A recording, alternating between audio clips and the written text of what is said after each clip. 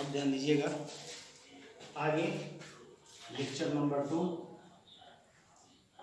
इसमें अभी हम आपको बताए कि समानुपाती के चिन्ह को हटाकर बराबर के चिन्ह को अचर देते हैं। इलेक्ट्रोस्टैटिक्स में इस अचर का मान होता है 1/4 पाई एप्सिलॉन। 1/4 पाई ये तीनों संख्या है। एप्सिलॉन जो है एप्सिलॉन 0 इंटू एप्सिलॉन आर के बराबर होता है। एप्सिलॉन 0 को निर्वात की विद्युतशीलता बोलते हैं, जिसका मान होता है इतना 8.854 गुना 10 के पावर -12। इसका मान कभी बदलता नहीं है। एप्सिलॉन आर को माध्यम की विद्युतशीलता बोलते हैं, और माध्यम जब जब बदलता है तब तब एप्सिलॉन आर का वैल्यू भी बदलता है। जैसे उदाहरण के लिए आपको बताए हैं कि हवा के लिए माध्यम की विद्युतशीलता 1 होगा, जब माध्यम जल आएगा तो एप्सिलॉन आर का मान 81 होगा। इसी प्रकार अलग अलग माध्यमों के लिए एप्सिलॉन आर का मान भी अलग अलग होता है। अब यहाँ पे हम जो एक अचर लिए थे कांस्टेंट के, और इस कांस्टेंट के का वैल्यू है 1/4 पाई एप्सिलॉन। ये कांस्टेंट के का वैल्यू अब यहाँ पुट करेंगे इक्वेशन नंबर फर्स्ट में।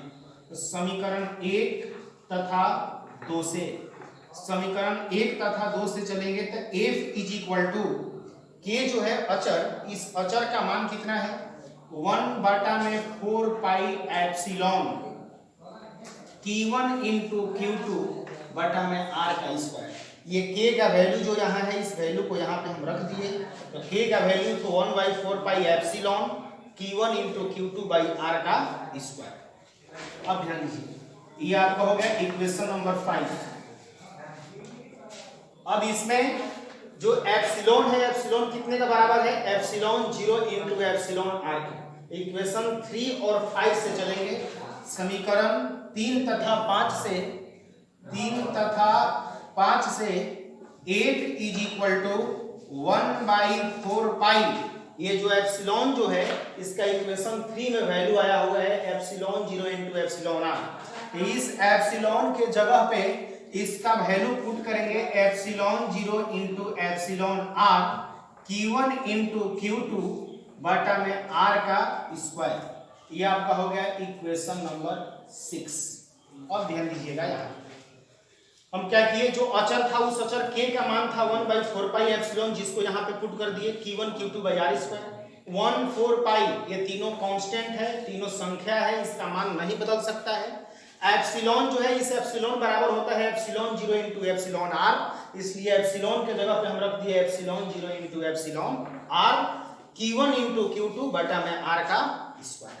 अब यहां से हम वैल्यू निकाल रहे हैं समीकरण 6 में, जहां 1/4 पाई एप्सिलॉन 0 हम देखते हैं कि ये सारा कांस्टेंट है, इसमें किसी का भी मान बदलने वाला नहीं है। 1 संख्या है, 4 संख्या है, पाई का वैल्यू होता है 3.14, एप्सिलॉन 0 का वैल्यू अभी आपको ऊपर वहां लिखवा चुके हैं 8.854 इंटू 10⁻²। जब नीचे सबका गुना करके और 1 से जब हम लोग भाग लगाएंगे ये सबका कट के वैल्यू आ जाएगा 9 गुना 10 के पावर 9।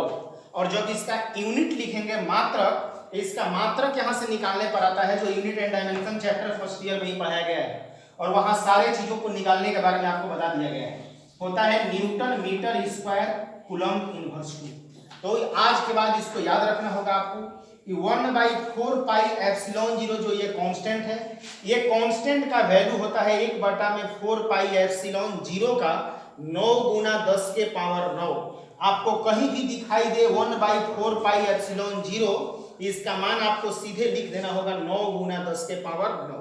ऐसा इसलिए बताए हैं ताकि आपको ये बार बार ये 4 पाई एप्सिलॉन 0 ये सबका मान रखकर गुना भागा करने की कोई आवश्यकता नहीं पड़ेगी। बिना आप गुना भागा किए डायरेक्ट इस वैल्यू को याद रखिए। ये सबको गुना करके 1 से भाग लगा के कटाने पर इसका वैल्यू आता है 9 गुना 10 के power 9 newton metre square coulomb inverse. अब हम इसका वैल्यू जो 1/4 पाई एप्सिलॉन 0 का होता है 9 गुना 10 के पावर 9, इस वैल्यू को अब हम इसमें पुट करेंगे ऊपर। F is equal to 1/4 pi epsilon 0। 1/4 pi जो एप्सिलॉन 0 है, इस 1/4 पाई एप्सिलॉन 0 का वैल्यू कितना आया है 9 × 10⁻⁹।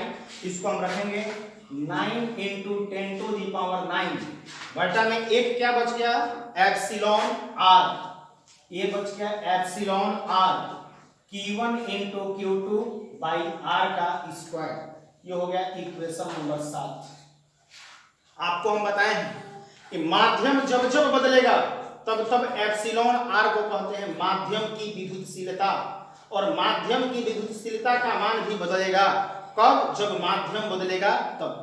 अगर हम कहें कि ये दोनों आवेशों के बीच माध्यम हवा है तो आपको बताए हैं कि हवा के लिए एप्सिलॉन आर माध्यम की विद्युतशीलता का वैल्यू 1 होता है।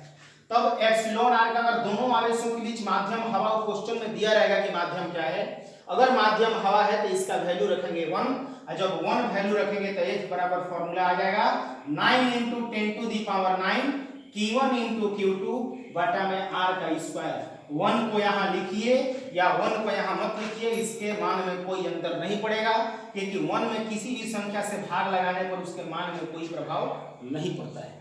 इसलिए 1 से हम भाग लगा भी सकते हैं, नहीं भी लगा सकते हैं। इसलिए बोल रहे हैं कि एप्सिलॉन आर माध्यम की विद्युतशीलता है, और माध्यम जब जब बदलेगा तब तब एप्सिलॉन आर का मान भी बदल जाएगा। अगर दोनों आवेशों के बीच माध्यम हवा हो तो एप्सिलॉन आर का मान 1 लिखें। अगर कहेगा कि दोनों आवेश जल में स्थित है तब यहाँ एप्सिलॉन आर का मान तुरंत हमको 81 लिखना पड़ेगा 1 के जगह पे, क्योंकि माध्यम बदलता है तो उसका माध्यम की विद्युतशीलता का मान भी बदल जाता है। इसलिए 1 लिखे या ना लिखे इसके मान में कोई अंतर नहीं पड़ेगा। 8 इज इक्वल टू, हम इसको दूसरे रूप में भी लिख सकते हैं, 9 इंटू 10 टू दी पावर 9 कितना का मान है, तो 1 बटा में 4 पाई एप्सिलॉन 0 का, तो 9 गुना 10 के पावर 9 की जगह पर लिख सकते हैं 1 बटा में 4 पाई एप्सिलॉन 0 Q1 इंटू Q2 बटा में R का स्क्वायर। ये दो आवेशों के बीच लगने वाला ये विद्युतीय बल का फॉर्मूला निकल गया।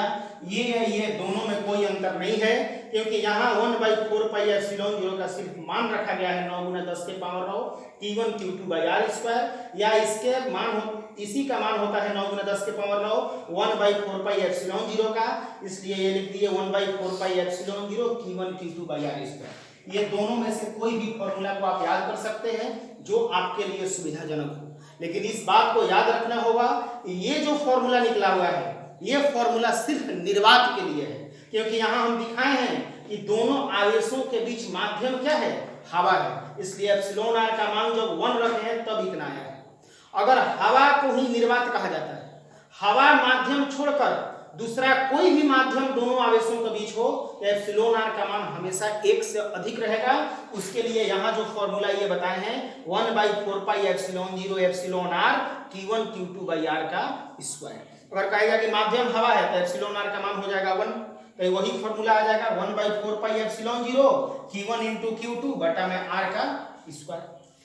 जब हवा माध्यम रहेगा तब, क्योंकि एप्सिलॉन आर का मान वहां 1 होगा। अगर कहेगा कि नहीं हवा नहीं जल है तब एप्सिलॉन आर का मान आपको यहाँ कितना रखना पड़ेगा, 81 रखना पड़ेगा, और 1/4 पाई एप्सिलॉन 0 का मान हो जाएगा 9 गुना 10 के पावर 9 बटा में 81 Q1 Q2 by R square. इस चीज को हम लोगों को ध्यान में रखना होगा कि माध्यम हवा हो तो निर्वात के लिए दो आवेशों के बीच लगने वाला विद्युतीय बल का फॉर्मूला होता है 1/4 pi epsilon 0 Q1 Q2 by R square. हवा को छोड़कर कोई दूसरा माध्यम हो तब एप्सिलॉन आर का मान जो भी माध्यम रहेगा क्वेश्चन में उसका वैल्यू दिया रहता है, उसका वैल्यू यहाँ पुट करेंगे तब जाके दो आवेशों के बीच लगने वाला विद्युतीय बल का मान निकल जाएगा। अब ये ध्यान रखना होगा ये दो आवेशों के बीच लगने वाला विद्युतीय बल की प्रकृति क्या है, ये आकर्षण का बल है कि प्रतिकर्षण का बल है।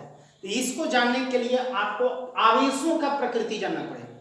जब हमको आवेशों की प्रकृति ज्ञात हो जाएगी कि आवेश की प्रकृति क्या है, तब हम बता सकते हैं कि इस बल की प्रकृति क्या होगी।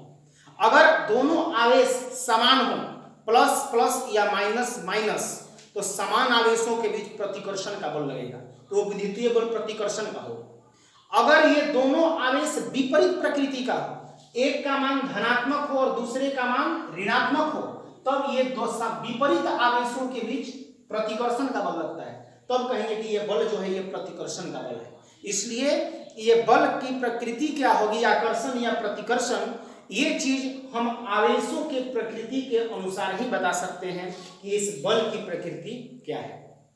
क्योंकि विद्युतीय बल दोनों प्रकार का होता है, आकर्षण का भी होता है और प्रतिकर्षण का भी होता है, लेकिन ये निर्भर करता है आपका आवेशों के प्रकृति के ऊपर कि धनात्मक है आवेश कि ऋणात्मक है आवेश।